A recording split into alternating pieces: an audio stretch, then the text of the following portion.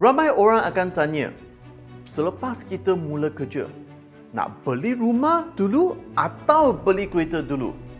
Kebanyakan orang akan pilih rumah kerana rumah adalah sebuah aset yang akan naik harganya dalam tempoh masa yang lama. Manakala nilai kereta akan susut nilainya setiap tahun.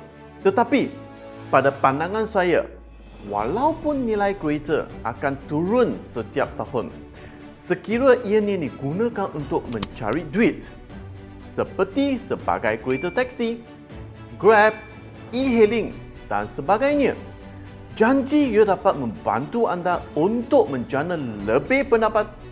Kereta adalah sebuah aset kerana pendapat yang dijanakan melebihi installmen bulanannya. Padahal, walaupun sesetengah orang sudah membeli rumah sebagai pelaburan, tetapi sekiranya rumah itu tidak dapat disewa keluar dan nilai rumahnya juga tidak dapat naik, pelaburan ini dianggap sebagai gagal.